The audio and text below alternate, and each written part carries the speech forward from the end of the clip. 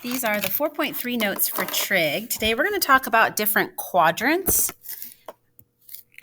We've got 4 quadrants, 1, 2, 3, and 4. Now let's figure out what those look like. All right, so let's draw our coordinate plane like that. And then in each of these quadrants, a triangle could exist. So you could have a triangle in quadrant 1. It'll always look like that. There's your right angle. And the angle, the theta, is always going to be in the center. So this would be a quadrant 1 triangle. Quadrant 2 would look like this. Quadrant 2. Quadrant 3 looks like this. And quadrant 4 looks like that. Notice how your theta is always towards the center, towards that 0, 0 point in the middle here. I will often reference this as a bow tie. I'll say make sure your triangle looks part of a bow tie. So that's kind of what this shape looks like to me. So for example number 1, it says for the point 3, -4, find the exact value of sine, cosine, and tangent. So first we have to identify which quadrant it's in. So think about a regular old coordinate plane. If you moved 3 in the direction of x, that would be forward, and -4 in the direction of y, that would be down. So again, think about starting here and moving forward 3 and down 4. That would land us in quadrant 4. So we'll draw our quadrant 4 triangle. Put our theta in the center. And then we're going to label our sides. So from the theta in the center, we have the opposite over here, the hypotenuse, and the adjacent. Now, if you think about the point 3, -4, 3 is your x, so that would be traveling right and left. This would be 3. -4, once you traveled 3 over, you were going to want to travel 4 down, so -4 would be right there. And that would technically be your point 3, -4. So now that we have 2 sides of the triangle, we need to find our third side. So let's do Pythagorean theorem. A and the B I already know. It's the 3 and the 4. Square that to make 9. Square that to make a positive 16. Add those together, 25. Then we'll square root that, and that'll give us 5. As we put 5 onto our triangle, we'll realize that hypotenuse is never negative, so that's going to stay a positive 5. After that, we'll just need to find our 3 answers, sine, cosine, and tangent. Sine is equal to O over H. Cosine, A over H. And tangent, O over A. And there's our 3 final answers. Take a look at example number 2.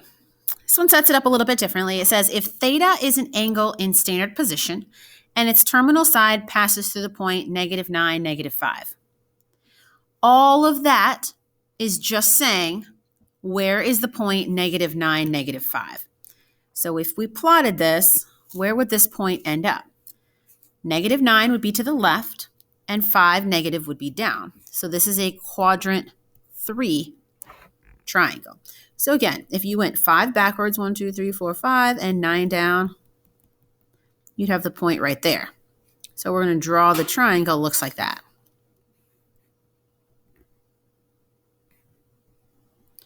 Theta in the corner, your right angle right there. Let's label O, A, and H. And then -9 again is your x, so that's -9 walking backwards. And -5 walking down. I kind of flip-flop those numbers around. That should be -9 there and -5 there. And you can see both of those are negative because you went left and down. Left is negative, down is negative.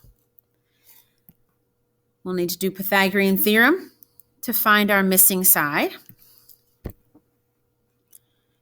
Again, we have A and B, -9 and -5 in any order.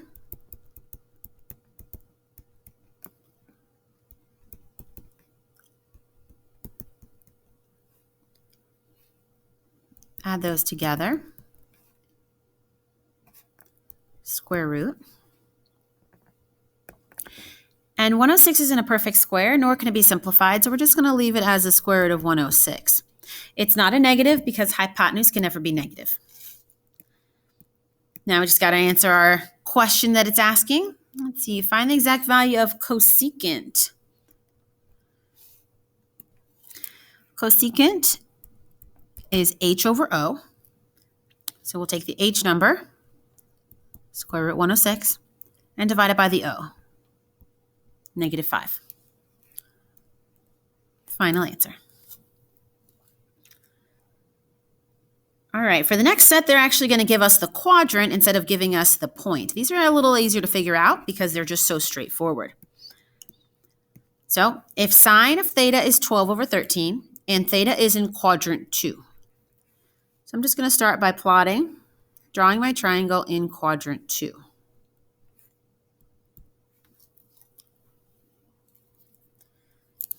O, A, H. Now here they give me two numbers.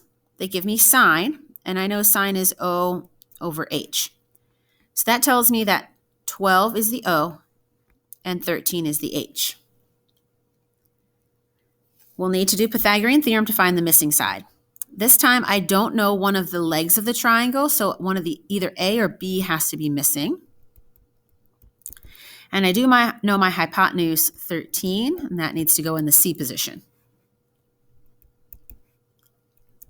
Square each of these.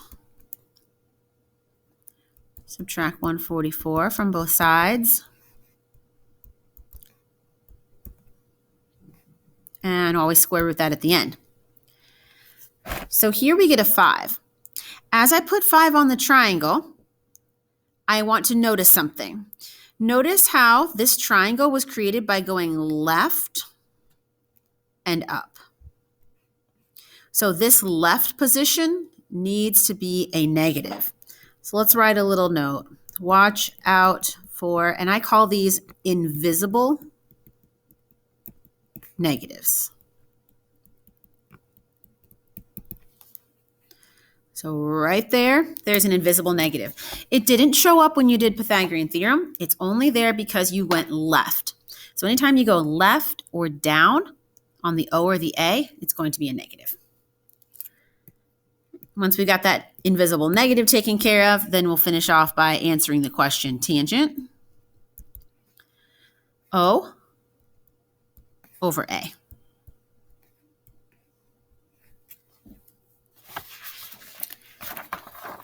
All right. On the back page of our notes, what if they're not given the quadrant to you directly? So sometimes they like to make you figure it out using a kind of a little puzzle. So let me show you an easy way of how this works.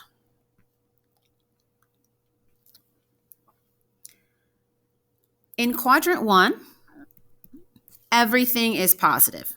So sine, cosine, and tangent are all positives. That also means that their pair, their partner, the cosecant, the secant, and the cotangent are also positives. Over in quadrant 2, though, again, because you're moving left, you're going to end up with some negatives. The negatives are going to be the cosine and the tangent. Sine is still going to be a positive in that quadrant. And again, it's the way the O, the A, and the H are set up when you're moving right, left, up, and down. Down in quadrant 3, sine and cosine are both negatives, but tangent's positive. The reason that is tangent positive, O is negative and A is negative because you're going left and down, which means you'll have a double negative to turn positive. And then in the last quadrant, quadrant 4, sine is negative, cosine's positive, and tangent's negative. So we just call this the quadrant chart, and you're just going to check to make sure, see what things are positive and negative in what quadrants. So let's just practice using this chart for a second. In what quadrant is example 4 sine greater than 0? Remember, greater than 0 mean a positive. So I'm looking for where sine is positive. And where cosine is less than 0, that would mean negative. All right? So greater than and less than. I personally like it using plus and minus signs. It's a little bit easier for me to read. So where is sine positive and cosine negative? Sine positive, cosine negative. That happens right here. That happens in quadrant 2. All right, let's take a look at the next one. Where is tangent negative and secant? Now, I don't have secant on this chart, but I know that secant is always paired up with cosine. So if you need, remember that sine is paired up with cosecant. Cosine is always paired up with secant. And tangent is always paired up with cotangent. So if you're trying to figure out secant off of your chart, you're really looking for cosine. So where is tangent negative and cosine positive? You can see that happens right down here in quadrant 4.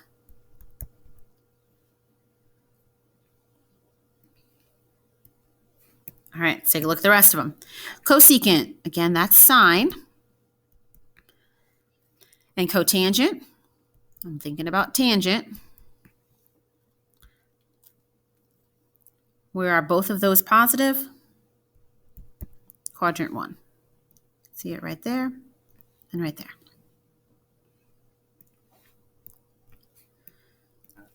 All right. Tangent greater than 0, positive. And cosecant, remember cosecant and sine, they're partners. So they're going to follow the same positives or negatives. So sine is negative. Tangent positive, sine negative. That happens in quadrant 3. See it right here, tangent positive and sine negative.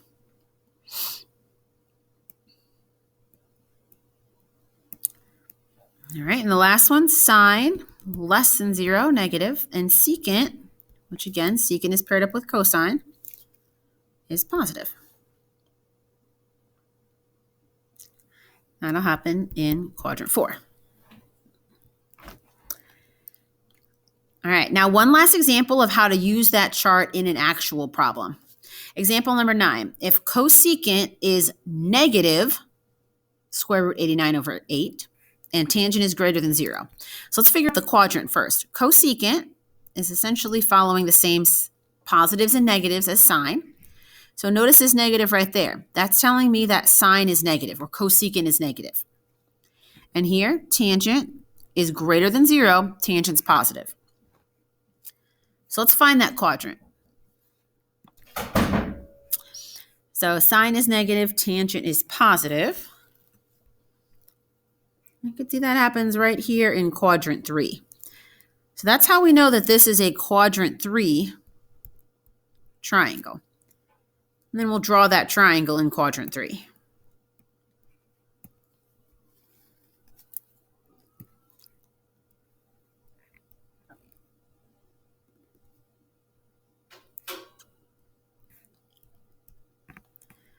Opposite, hypotenuse, and adjacent. All right, now we can put our numbers on.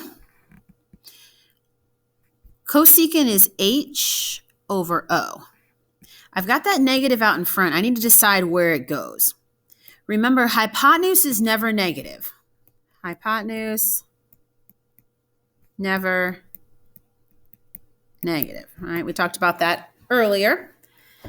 So if I'm deciding whether it goes on the h or the o, it has to go on the o. It has to attach itself to that 8. So 8 is negative. And remember, anything left or down is negative. So it makes sense that this side, because it's going down, is a negative 8. Our square root 89 goes there. Hypotenuse is never negative, so keep that positive. We'll need to do Pythagorean theorem. Let's do that off the side here. A squared plus negative 8 squared equals square root 89 squared.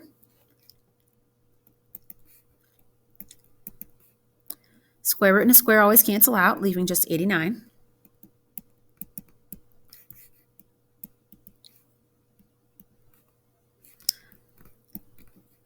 And we get another perfect square of 5. Now, as we put 5 onto this triangle, we have to ask ourselves, is it positive or negative? Okay. So look at the way from the 0, 0, which direction is it going? It's going to the left. And anything going to the left has to be a negative. So be really, really careful about this negative on that 5. All right, then one last thing to do, find the value of tangent. So we'll do tangent equals O over A. And because both of those are negatives, let's go ahead and simplify that to just positive 8 over positive 5.